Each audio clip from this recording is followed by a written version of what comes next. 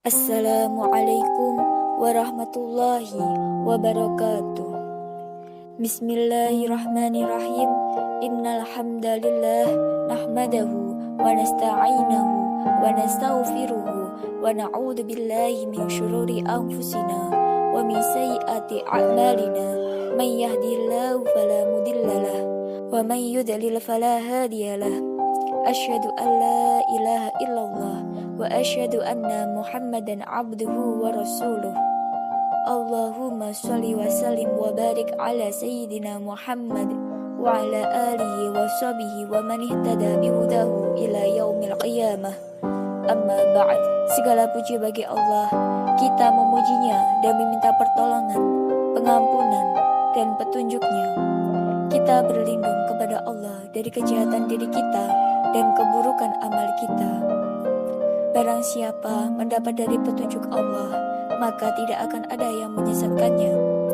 Dan barang siapa yang sesat, maka tidak ada pemberi petunjuk baginya. Aku bersaksi bahwa tiada Tuhan selain Allah, dan bahwa Muhammad adalah hamba dan Rasul-Nya.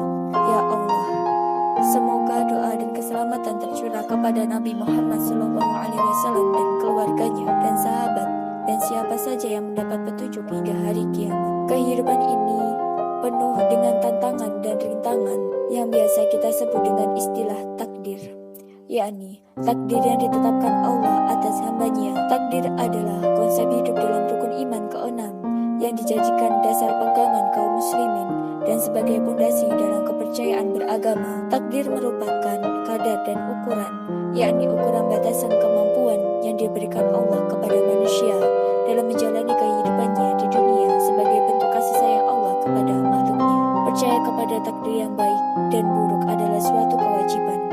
Namun, jangan merasa bahwa hidup itu penuh dengan takdir buruk saja, melainkan setiap takdir apapun pastilah terdapat hikmah yang diberikan. Tetapi, terkadang manusia tidak mau memikirkan tentang hikmah yang terdapat dalam takdir buruk maupun takdir baik, sehingga apa yang dirasakannya hanyalah kehidupan yang penuh dengan kepayahan atau kesengsaraan. Imam Al-Ghazali dalam konsep tasawuf percaya bahwa segala sesuatu pasti ada sebabnya, tetapi ia tidak percaya pada adanya akibat, dikarenakan akibat adalah urusan Allah Subhanahu wa Ta'ala. Oleh karena itu, kita wajib memperhatikan sebab-sebab yang terlihat, yang zahir, karena pada hakikatnya semua hal akan tetap kembali kepada Allah Subhanahu wa Ta'ala.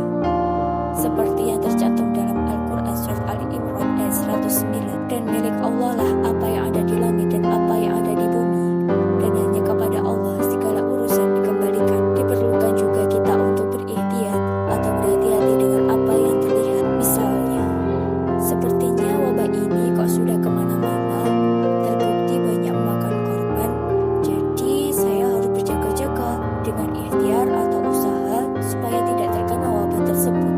Di dalam ikhtiar ditentukan pula untuk berwaspada dan berhati-hati, sebab ini menjadi bagian dari ikhtiar. Terdapat firman Allah dalam surat Al-Anbiya ayat 94, barang siapa mengerjakan kebajikan dan dia beriman, maka usahanya tidak akan diingkari atau disia-siakan, dan sungguh kamilah yang mencatat untuknya. Pernahkah kalian berpikir tentang kenapa takdir ditempatkan di dalam rukun iman paling akhir? Karena takdir merupakan ketentuan Allah yang bisa berubah dan bisa tetap.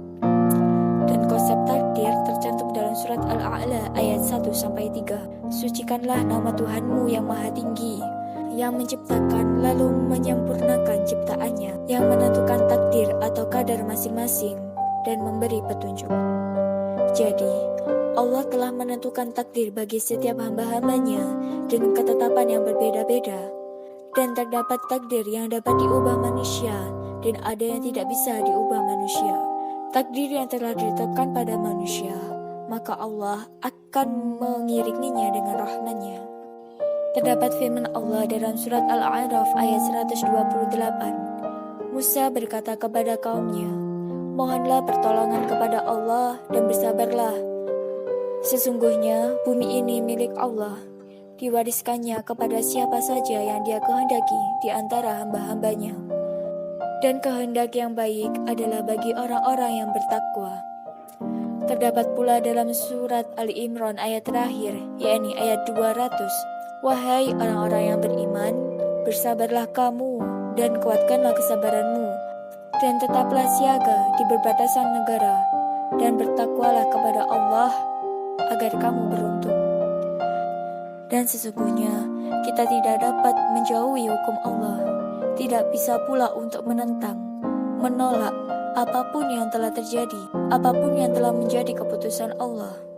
Sebab hakikat segala sesuatu itulah atas kehendak Allah, dan hanya Allah yang berhak untuk menentukan apa-apa yang akan terjadi. Pada awal sejarah Islam, terdapat peristiwa merebaknya wabah Amwas pada tahun 17 atau 18 Hijriah atau 638 atau 639 Masehi, bertepatan dengan 6 tahun setelah Nabi wafat. Kala itu, masa kekhalifahan dipegang oleh Khalifah Umar bin Khattab. Amwas ini adalah daerah sekitar 9-10 km dari Yerusalem. Ada sebuah dialog bersejarah antara Umar bin Khattab dengan Abu Ubaidah bin Jarrah.